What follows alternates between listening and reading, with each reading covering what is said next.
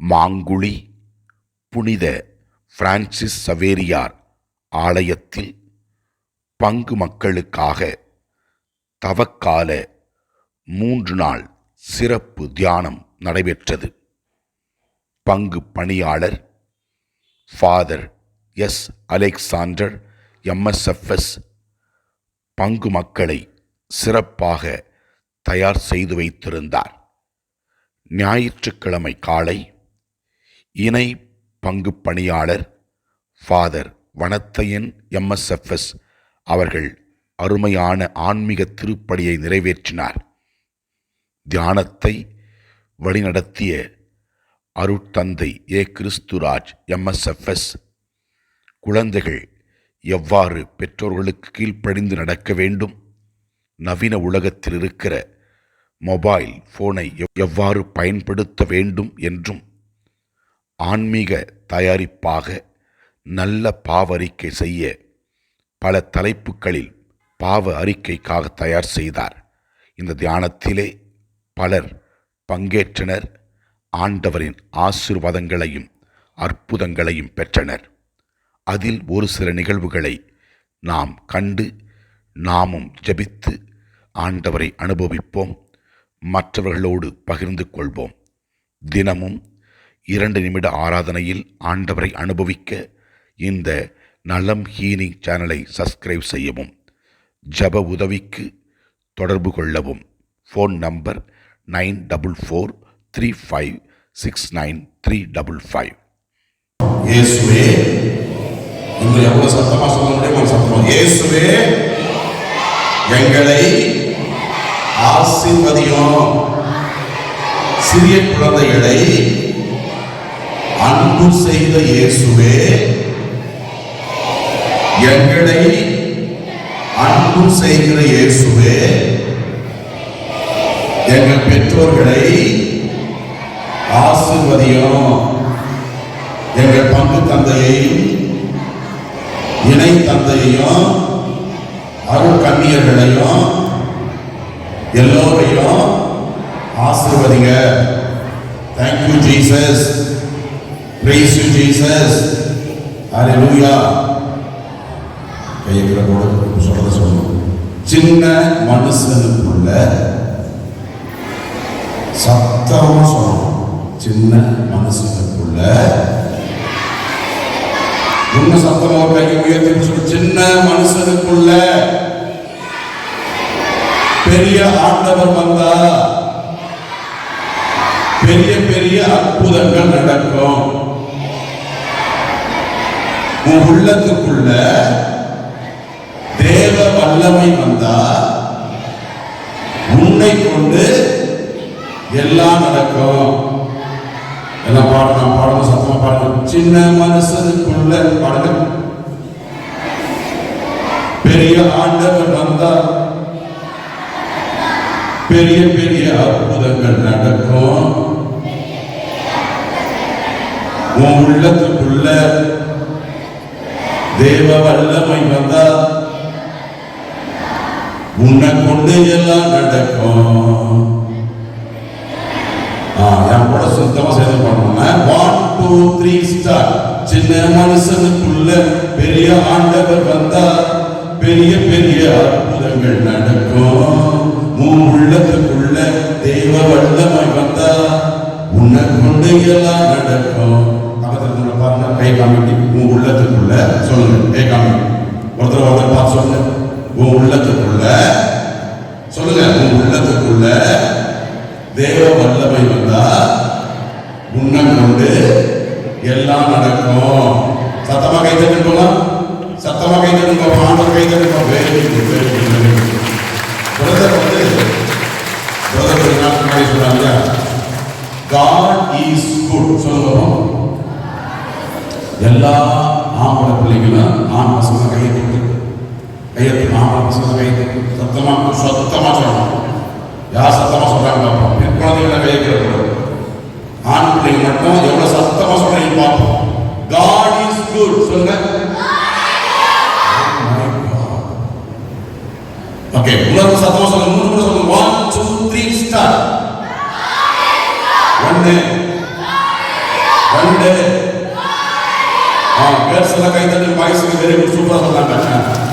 இப்போ கேர்ள்ஸ் எல்லாம் கை தட்டி பார்ப்போம். எப்படி சொல்றீங்க பார்ப்போம்.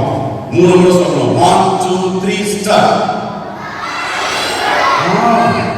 3 முறை. 1 2 3 எல்லாம் சத்தமா கை தட்டி பெற்றோர்கள் குழந்தைகள் கை தட்டி சூப்பரா செஞ்சாங்க. உட்காரு. Praise the Lord. Praise the Lord. Back then start ஆயிடுச்சு. இப்போ half hour. Praise the Lord. Praise the Lord. Praise the Lord. அன்புள்ளவர்களே, இந்த நற்செய்தி வாசகத்தில் நம்ம பார்த்தோம் தாபோர் மலை. நான் சொல்றது எல்லாரும் சத்தமா சொல்ல பார்ப்போம். சீனாய் மலை. பெற்றோர்கள் சொல்ல பெரிய சொல்லுவோம். ஆண்டுடைய வார்த்தை சொல்ல சீனாய் மலை, தாபோர் மலை, கல்வாரி மலை.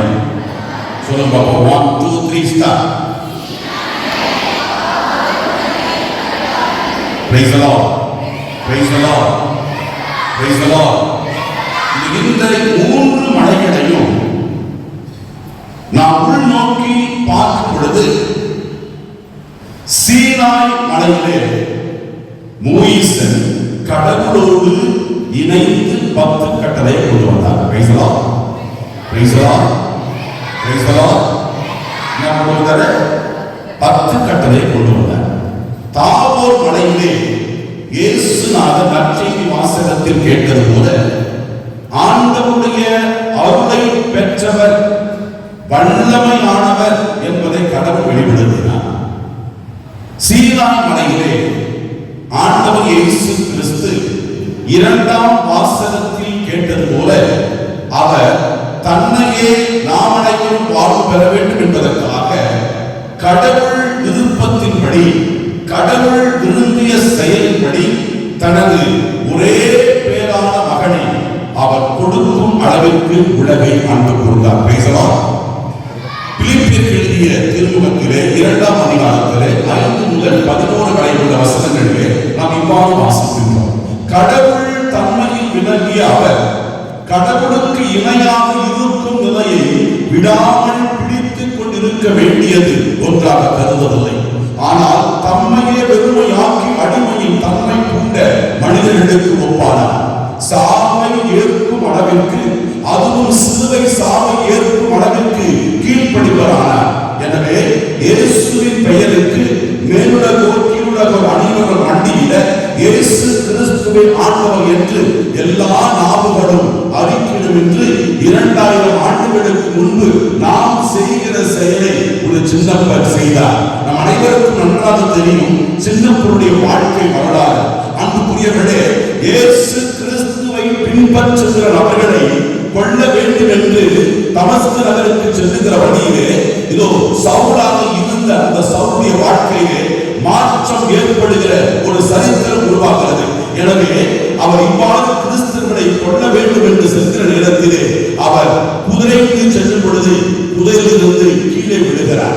அப்பொழுது விண்ணிடத்திலிருந்து ஒரு குரல் கேட்கிறது, சவுலே சவுலே ஏன் என்னை துன்புறுத்துகிறாய்? Praise the Lord.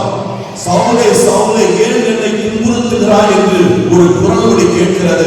அதற்கு சவுல் கேட்கிறார், யார் நீ ஆண்டவரை என்று. அதற்கு ஆண்டவர் இயேசு கிறிஸ்து சொல்லுகிறார், நீ துன்புறுத்தும் கிறிஸ்து நானே என்று. இதிலிருந்து நாம் புரிந்து கொள்ள வேண்டியது என்னவென்றால், நாம் நம்முடைய சொல்லாலும் செயலாலும் மற்றவர்களை துன்புறுத்தும் பொழுது, மற்றவர்களுக்கு துன்பத்தை கொடுக்கும் பொழுது ஆண்டவரையும் தூய ஆவியையும் கடவுளையும் நாம் துன்புறுத்துகிறோம் என்று திருவிவிலியம் நமக்கு தெளிவுபடுத்துகிறது. அன்புக்குரிய சகோதர சகோதரிகளே, முதல் வாசகத்திலே நாம் பார்த்தோம், ஆபிரகாமுக்கு ஆண்டவர் குழந்தையை கொடுக்கின்றார். முதிர்ந்த வயதில் முதல் நாள் சொல்வது போல தொடக்க நூல் 12ஆம் அதிகாரம் 2வது வசனத்திலே கடவுள் ஆபிரகாமுக்கு தோன்றுகிறார். தோன்றிய உடனே கடவுள் ஆபிரகாமுடன் பேசுகிறார், இதோ நான் உன்னை தேர்ந்து கொண்டேன், நீ ஆசீர்வாதமாக மாறுவாய், இதோ நான் உன்னை ஆசீர்வதிப்பேன், நீ ஆசீர்வாதமாக இருப்பாய் என்று கடவுள் ஆபிரகாமுக்கு கூறினார்.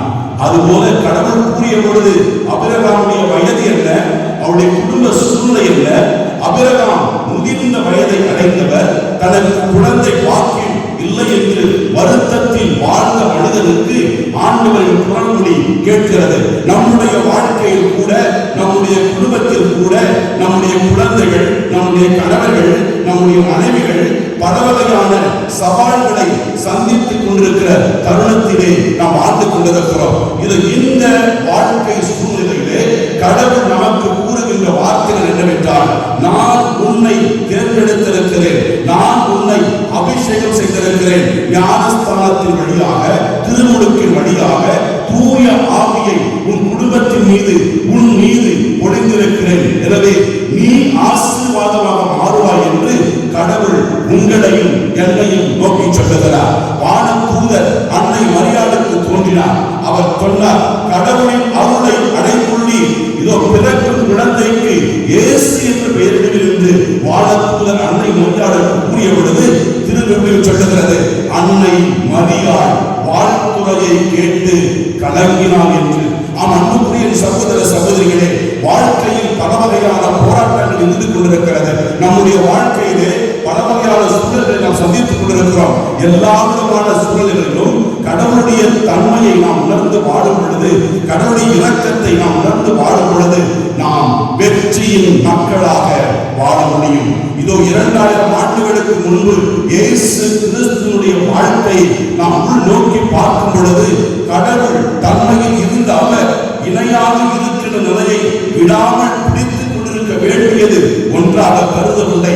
தன்மையே வெறுமையாக்கினார் என்றால், கடவுளாக இருந்த இந்த கடவுள் மனிதனாக இந்த உலகத்திலே பிறப்பதற்கு தன்மையை தாழ்த்திக் கொண்டு வெறுமையானார். இது எதை குறிக்கிறது என்றால், கடவுள் உலகத்தை படைத்தவராக இருந்தாலும், உலகத்தை ஆளுவராக இருந்தாலும், தன்மையை தாழ்த்துகிற ஒரு கடவுளாக நம்முடைய கடவுள் விளங்குகின்றார். அன்பே கடவுள் என்றார், அன்புக்கு ஈடேறு சொல். அன்பே கடவுள் என்றார், அன்புக்கு விலையேறு சொல் என்று பாடுகின்றோம். இந்த அன்புதான் கடவுளுடைய அன்பு. எதற்காக? நாம் பாவிகளாக இருந்தாலும், பாவம் செய்து கொண்டிருக்கிற மக்களாக இருந்தாலும், கடவுள் நம்மை நாள்தோறும் அன்பு செய்கிற ஒரு இறைவனாக இருக்கின்றார். இருகரம் பிரித்தவராக, இதயத்தை திறந்தவராக, இதோ இந்த இயேசு கிறிஸ்து நாம் செல்கிற வாழ்க்கை பயணத்திலே, குடும்பத்தில் நாம் சந்திக்கின்ற சவால்களிலே நம்மோடு இருந்து கொண்டிருக்கின்றார். இது இந்த அருமையான வேளையிலே இயேசு கிறிஸ்து இதோ 2000 ஆண்டுகளுக்கு முன்பு தாபோர் மலையிலே உருமாற்றம் பெற்றதை நாம் பார்த்தோம். இவரே என் அன்பார்ந்த மகன், இவரில் நான் பூரிப்படைகிறேன், இவருக்கு செவி சாய்கள் என்று இந்த கடவுள் தன் மகனை பற்றி பேசுகிறார். அவரோடு இருந்தார்கள் 3 அப்போஸ்தலர்கள். இது தாபோர் மலை. இது இந்த வேளையிலே தவக்காலத்தில் இருக்கின்றன. இயேசு கிறிஸ்து கல்வாரி மலையிலே அவர் தன் உயிரை விடுவதற்கு முன்பாக, அவர் தன் அன்பை வெளிப்படுத்துவதற்கு முன்பாக அவர் பேசிய 7 வார்த்தைகளை உங்களோடு பகிர்ந்து கொண்டு என்னோடு சிந்திக்க உங்களை அன்போடு அழைக்கின்றேன். முதலாவதாக, இயேசு தாபோர் மலையில் பேசியதை, கடவுள் பேசியதை பார்த்தோம். இதோ சீனாய் மலையில் இயேசு கிறிஸ்து தான் உயிரை விடுவதற்கு முன்பாக அருள்மொழிகள் 7 பேசினார். முதலாவதாக நாம் பார்ப்பது என்னவென்றால், லூக்கா எழுதிய நற்செய்தியிலே 23ஆம் அதிகாரத்திலே 34வது வசனத்திலே இயேசு கிறிஸ்து இவ்வாறு கூறுகின்றார், தந்தையே இவர்களை மன்னியும், தாங்கள் செய்வது என்னதென்று அவர்கள் தெரியாமல் செய்கிறார்கள். சத்தமா சொல்லுங்க, தந்தையே. சத்தமா சொல்லுங்க, தந்தையே இவர்களை மன்னியும், தாங்கள் செய்வது என்னவென்று தெரியாமல் செய்கிறார்கள். அன்புக்குரியவர்களை இங்கே நாம் உள்நோக்கி பார்க்கும் பொழுது, இயேசு கிறிஸ்துவை சிலுவையில் அறைந்த மக்கள் உலகின் மத்தியிலே, உலகின் அறிவிலே அவர்கள் செய்வது என்னதென்று அறிந்துதான் செய்வார்கள் என்று சொல்லலாம். ஆனால் இயேசு கிறிஸ்து அன்பை உணர்ந்தவர், இரக்கத்தை உணர்ந்தவர், வாழ்க்கையின் மேம்பாடுகளையும் வாழ்க்கை நற்செய்திகளை கொடுத்தவர். இதோ மக்கள் இயேசு கிறிஸ்துவை புரிந்து கொள்ளாமல் செய்கிறார்கள் என்று மன்னிப்பை வேண்டுகின்றார். இரண்டாவதாக நாம் பார்ப்பது என்னவென்றால், லூக்கா எழுதிய நற்செய்தி 23வது அதிகாரம் 43வது வசனத்திலே நாம் இவ்வாறு வாசிக்கின்றோம். நான் சொல்றதை நீங்க சொல்லுங்க. உண்மையாக, சத்தமா சொல்லுங்க, உண்மையாக உனக்கு சொல்கிறேன், இன்றே என்னோடு நீ வான் வீட்டில் இருப்பாய். அன்புக்குரியவர்கள், இந்த சூழலை நாம் பார்க்கும் பொழுது 2 கள்வர்கள் இயேசுவோடு சிலுவையில் அறையப்படுகிறார்கள். இந்த 2 கள்வர்களிலே ஒரு கள்வன் மனமாற்றம் அடையாமல் இறக்கின்ற கள்வன், 2வது கள்வனுடைய பெயர் நல்ல கள்வன். இந்த மனமாற்றம் அடையாத கள்வன் ஆண்டவர் இயேசு கிறிஸ்துவை தான் உயிரை விடுவதற்கு முன்பாக பேசுகிறார். நீ உண்மையாகவே கடவுளின் மகனாக இருந்தால் உன்னையும் காப்பாற்றிக்கொள், என்னையும் காப்பாற்றிக்கொள் என்று சொல்லுகிறார். ஆனால் இயேசு கிறிஸ்துவோடு சிலுவையில் அறையப்பட்ட நல்ல கள்வன், இந்த வார்த்தையை பார்த்தீங்கன்னா நல்ல கள்வன் இருக்கவே முடியாது. ஆனால் திருவுழியத்தின் அடிப்படையிலே ஏன் இவன் நல்ல கள்வன்?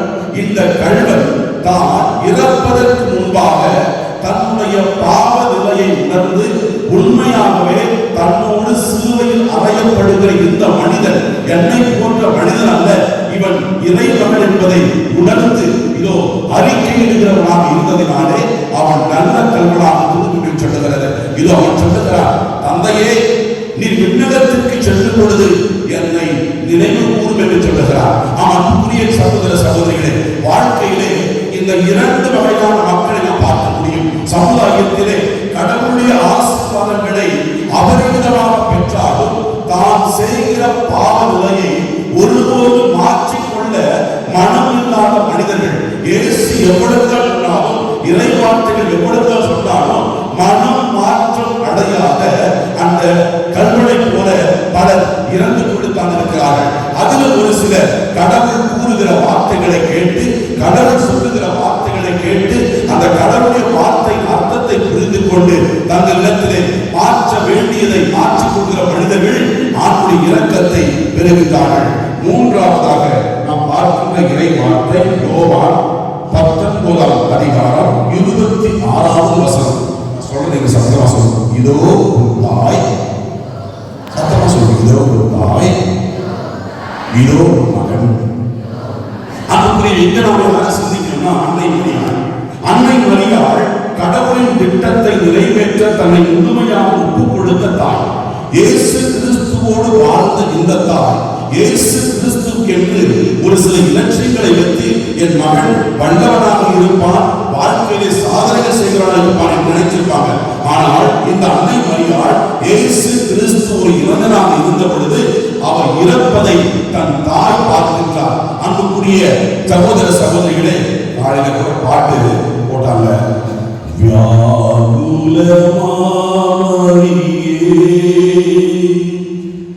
தியாகத்தின் மாதாவே,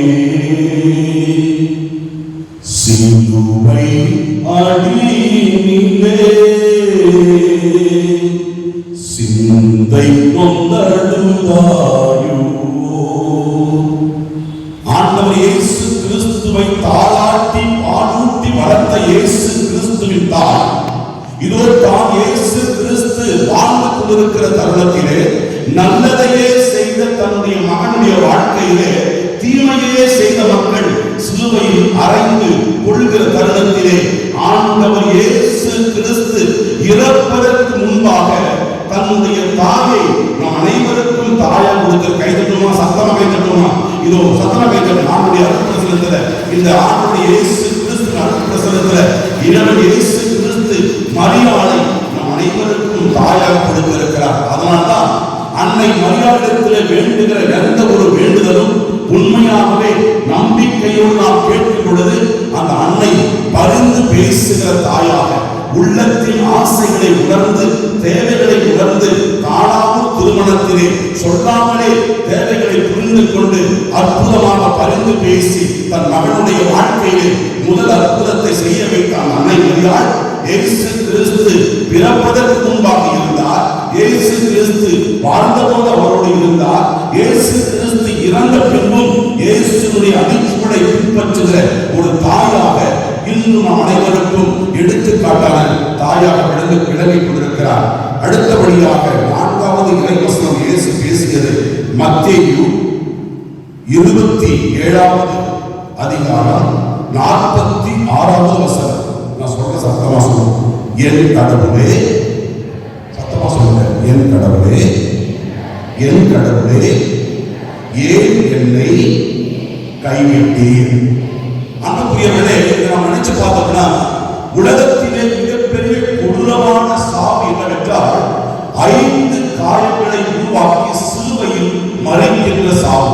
இது இந்த உலகத்தில் வாழ்ந்த ஒரு சிலருக்கு ஆண்டவர் 5 காயங்களை திருச்சபையில கொடுத்திருக்கிறார். முதலாக 12ஆம் நூற்றாண்டில் வாழ்ந்த இந்த பிரான்சிஸ் அசியஸோட வாழ்க்கையிலே இயேசு கிறிஸ்து பாடுபட்ட 5 காயங்களை தன் உடலிலே இறப்பதற்கு முன்பாக வைத்திருந்தார். அதே போலத்தான் இத்தாலி தேசத்திலே வாழ்ந்த புனித பியோ அவர்கள் இயேசு கிறிஸ்துவினுடைய 5 காயங்களை 50 ஆண்டுகள் தன்னுடைய உடம்பிலே வைத்திருந்தார். இவர் அண்டோனியாவை போல ஒரே நேரத்திலே 2 இடத்தில் இருக்கிற வல்லமை படைத்தவர். இதோ இவருடைய உடல் 1968ஆம் ஆண்டு இறந்தாலும் இன்று கூட அவருடைய உடல் அழியாமல் இருக்கிறது.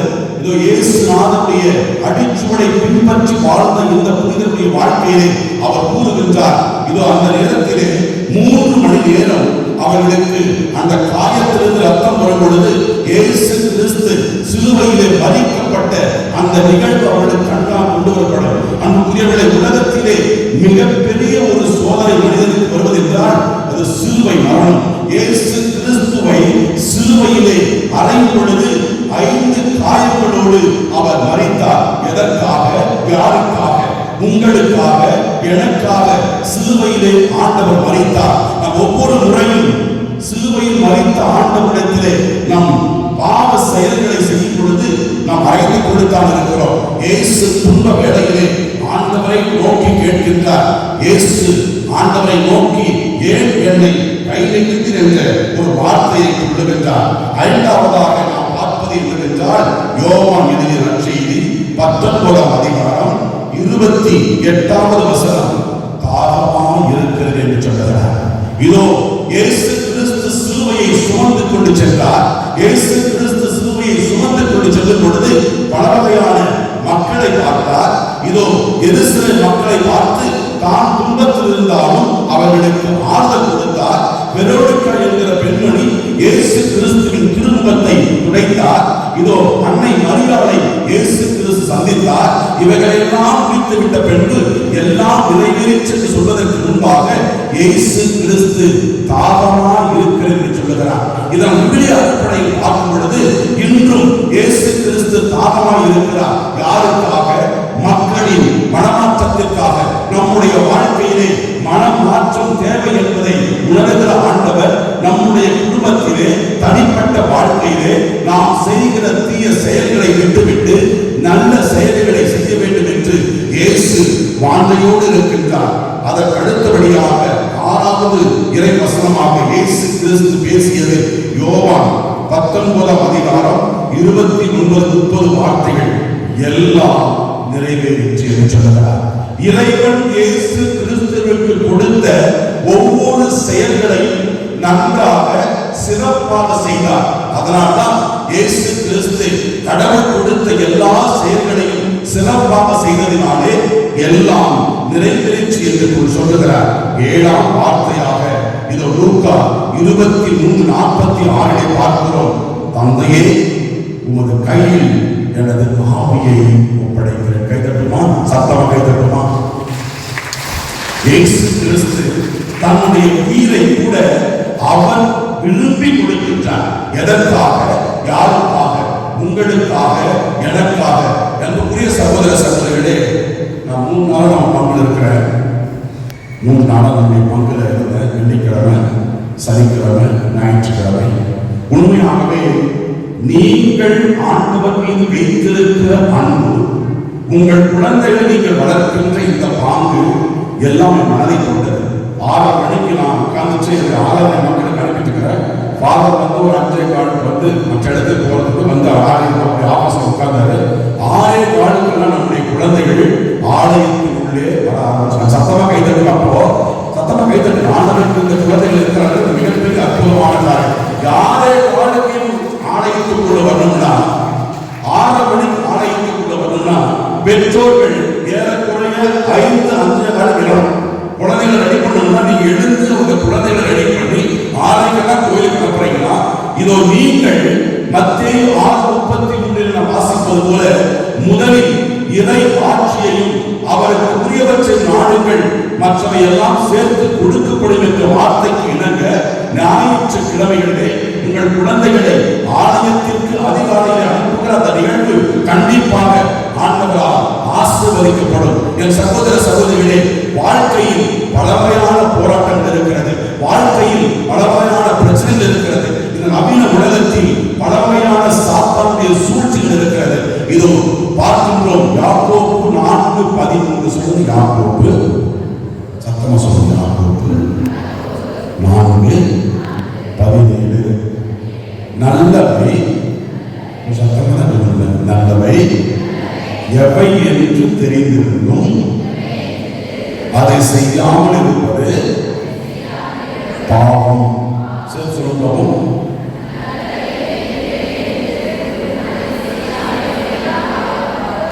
கட்டளைகளை கடைபிடிப்பது நல்லதா கெட்டதா? எல்லாம் அமைதியா இருக்கீங்க.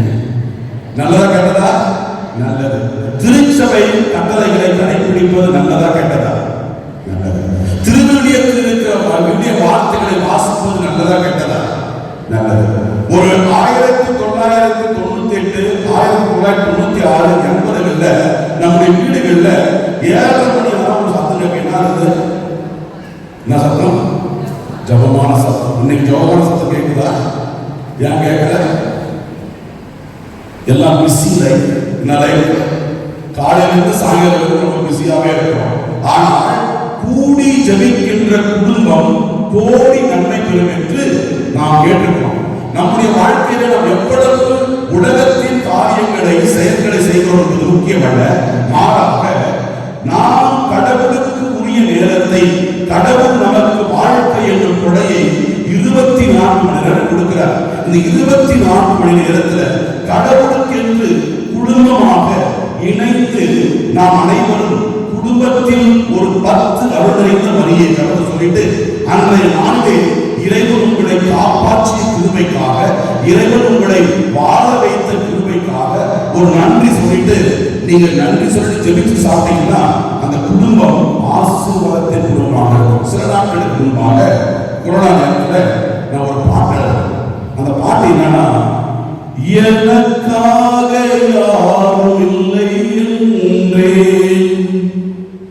எனக்காக நீ வந்தீர் இயேசுவே, முடிந்ததென்று நான் நினைத்த போது முடியும் என்று நீ சொல்லின்றி, கண்ணீரில் நான் நின்ற போது என் கரம் பற்றி வழி நடத்தி சென்றி, இயேசுவே இயேசுவே இயேசுவே இயேசுவே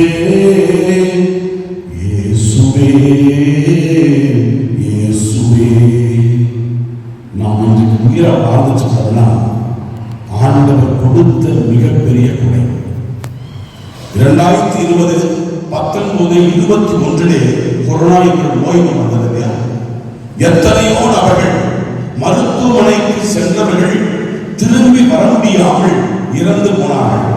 ஆனால் சகோதர சகோதரிகளே, இந்த வாழ்க்கையின் தருணத்தை நினைத்து பார்த்து தவக்காலத்திலே இறைவன் கொடுத்திருக்கிற இந்த ஆசீர்வாதத்தை உணர்ந்து நாம் அனைவரும் நம்முடைய பங்கிலே அருமையான தவ முயற்சியாக இந்த தவக்கால தியானத்தை பங்கு சாமல் இறை சங்கத்தை கைதட்டு நான் முன்னாடி போனோம்.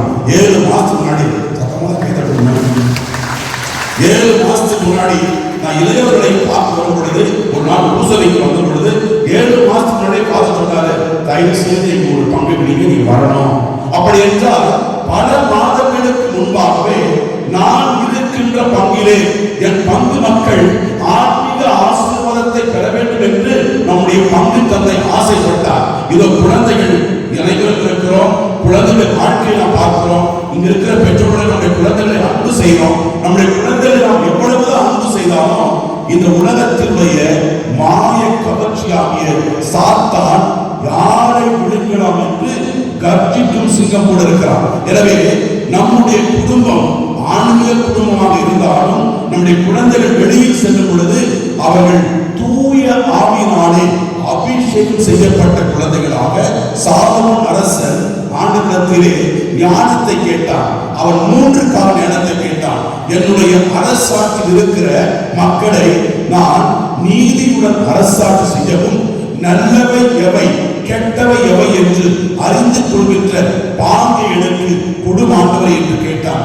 அதே தூய ஆவியினுடைய முதல் கொடையாகிய ஞானத்தை நம்முடைய குழந்தைகள் பெற்றிருக்க வேண்டும். ஞானத்தை அவர்கள் பெற்றிருக்கும் பொழுது தங்கள் வாழ்க்கையிலே எதை செய்ய வேண்டும், எவ்வாறு செய்ய வேண்டும் என்று அவர்கள் அறிந்து கொள்வார்கள். இயேசு கிறிஸ்து இந்த உலகத்தை விட்டு செல்வதற்கு முன்பாக மிகவும் அருமையான நல்ல செயல் ஒன்று செய்தார். நிரந்தரமாக அவர் இந்த உலகத்தில் இருப்பதற்காக திருவருட்சாதனமாகிய திருப்பணியை திவ்ய நற்கருணை உருவாக்கினார். நான் சொல்றத எல்லாரும் திரும்பி சத்தமா சொல்லுங்க. 1996 சொல்லுங்க, சத்தமா சொல்லுங்க, சத்தமா சொல்லுங்க. நம்முடைய பாப்பரசர் யார் பேர்? நான் மீது அதான் பேரா போப் பிரான்சிஸ். கைத்தட்டி யாராவது சொன்னாங்க போப் பிரான்சிஸ். அவர் என்ன செய்தாரு? துணையாயராக இருந்த போது அர்ஜென்டினாவில் நடந்த ஒரு நற்கருணை ஆண்டார். அவர் துணையாயராக இருந்த அந்த அர்ஜென்டினாவில் இதை போன்ற ஒரு பெரிய பங்கில ஒரு திருவிழா திருப்பணி நடைபெற்றது. இந்த திருவிழா திருப்பணியிலே திவ்ய நற்கருணை இயேசு கிறிஸ்துவின் உடலை கொடுக்கும் பொழுது ஒரு திவ்ய நற்கருணை கீழே விழுந்துருச்சு. எந்த வருஷம்? சத்தமா சொல்லுங்க. யாருக்கெல்லாம் ஆசீர்வாதம் வேணும், எந்த குடும்பத்துக்கெல்லாம் சுகம் வேணும், எந்த குழந்தைகள் நல்லா படிக்க வேண்டும், சத்தமா சொல்ல பார்ப்போம். சத்தமா சொல்லுங்க. இந்த ஆண்டிலே அந்த திவ்ய நற்கருணை கீழே விழுந்த உடனே அந்த இயேசுநாதருடைய உடலை அந்த பங்கு சாமியாரு ஒரு கிளாஸ்ல போட்டு கரைச்சலான திவ்ய நற்கருணை போட்டாங்க.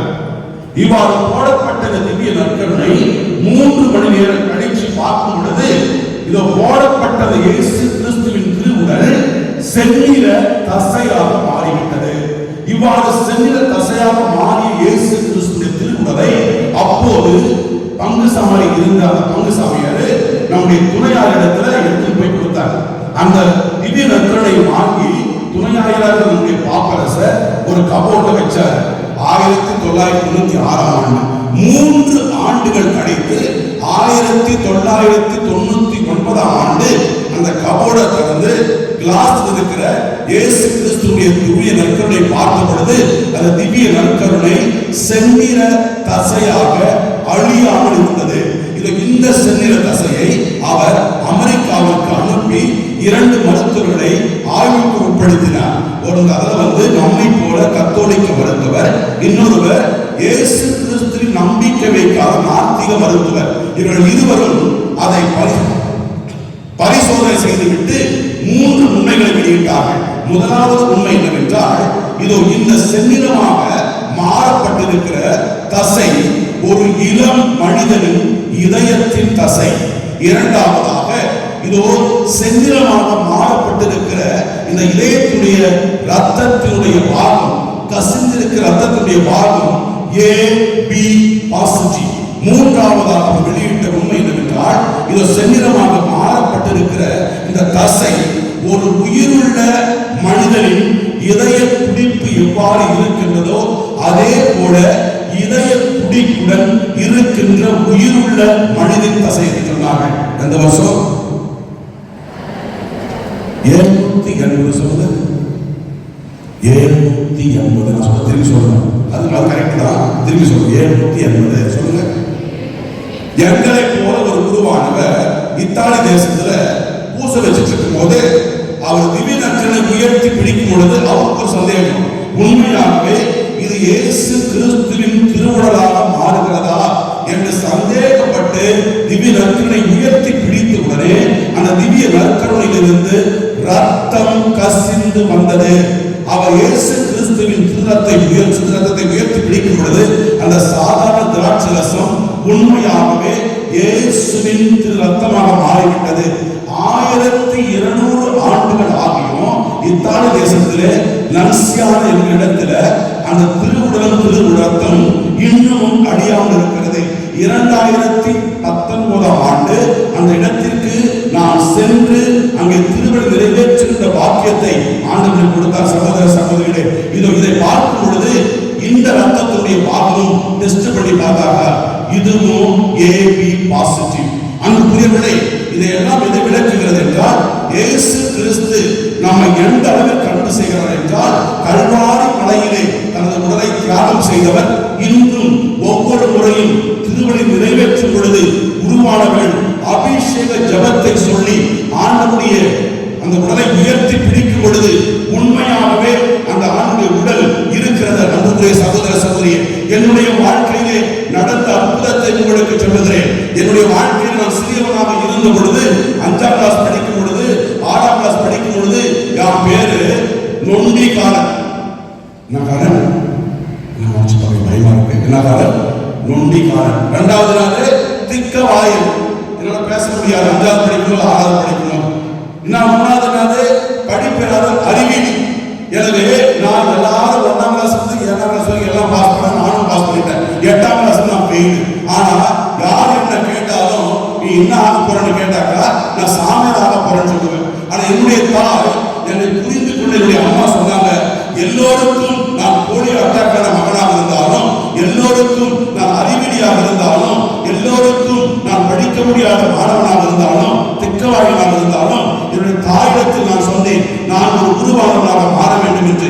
என்னுடைய தாய் இடத்தில் சொன்னார், திருவழியிலே இயேசு கிறிஸ்துவை குருவானவர் உயர்த்தி பிடிக்கும் பொழுது நீ ஒரு சாமியாராக ஜெபி, கண்டிப்பாக நீ சாமியாராக சொன்னார். சகோதர சகோதரிகளே, நான் ஜெபிக்க ஆரம்பித்தேன். 6ஆம் வகுப்புல ஃபெயில், பாஸ் ஆனேன்.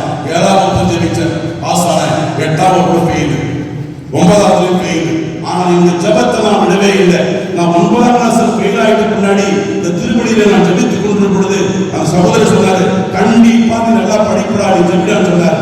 முதலாக 2வது வருஷம் 9வது இருக்கும் பொழுது நான் எல்லா சப்ஜெக்ட்லயும் முதல் முறையாக 35 40 வரைக்கும் பாஸ் பண்ணேன். அதுக்கப்புறம் 9th 10th பாஸ் பண்ணேன். 11th 12th நான் எப்பவுமே ஜெபிக்கிறத விடுறதில்ல. 11th 12th சகோதர சகோதரிகளே, வகுப்பறையில் முதல் மாணவனாக வந்தேன். 12வது முடிச்சேன்.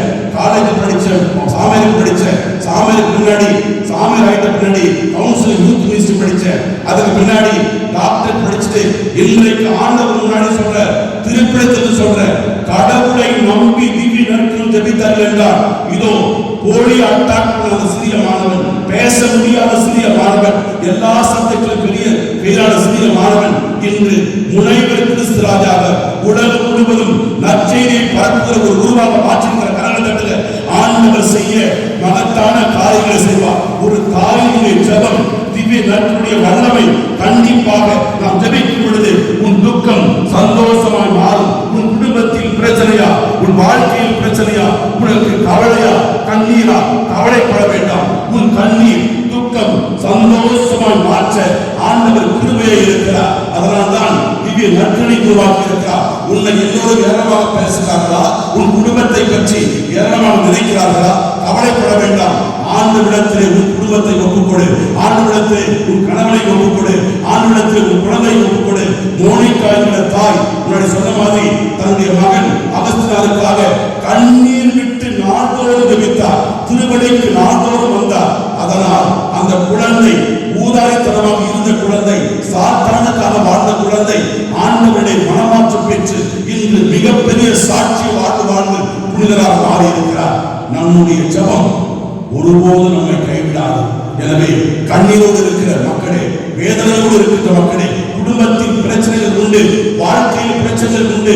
இயேசுவுக்கு பிரச்சனை இருந்தது, அன்னை மரியாதைக்கு பிரச்சனை இருந்தது, புனிதர்களுக்கு பிரச்சனை இருந்தது. ஏனென்றால் அவர்கள் ஆண்டவரின் தஞ்சமாகி ஆண்டவரின் வார்த்தைகளை நம்பி ஜெபித்தார்கள். அதனால்தான் நம்மை போன்ற மனிதர்களாக பிறந்தவர்கள் வந்திருக்கிறார்கள். இது இந்த அருமையான வேளையிலே நம்முடைய கண்களை மூடி நாம் ஜெபிப்போம்.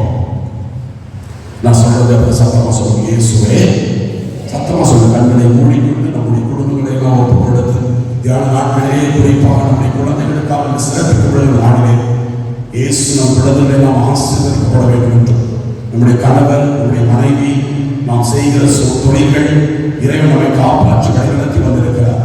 நம்முடைய பங்கு தந்தைகள், அருள் சகோதரிகள் எல்லோரையும் ஆண்டவர் பார்த்து ஒப்புக் கொடுப்போம். குடும்பங்களை ஒப்புக் கொடுப்போம். குழந்தைகளை ஒப்புக் கொடுப்போம். சொல்ல சத்தமா சொல்லுங்க. இயேசுவே, சத்தமா சொல்லுங்க. இயேசுவே, ஆண்டவரே, இந்த அற்புதமான நாளிலே தவக்காலத்தினுடைய தியான நாட்களிலே எங்கள் குடும்பங்களிலே நாங்கள் சந்திக்கின்ற எல்லா துன்பங்களையும், வேதனைகளையும், கஷ்டங்களையும், கண்ணீரையும் உன் பாதத்திலே ஒப்புக் கொடுக்கிறோம். ஆண்டவரே, மக்களின் எண்ணங்களை கண்டு உதவி செய்தவரே, நாங்கள் செய்கிற ஒவ்வொரு செயல்களையும் நீர் ஆசீர்வதியும். குறிப்பாக எங்கள் குழந்தைகளை நீர் ஆசீர்வதித்து அவர்கள் ஞானம் உள்ள குழந்தைகளாக, நல்லதை சிந்திக்கின்ற குழந்தைகளாக, நல்லதை பேசுகின்ற குழந்தைகளாக, நல்லதை செய்கின்ற குழந்தைகளாக மாற வரம் தாரும்.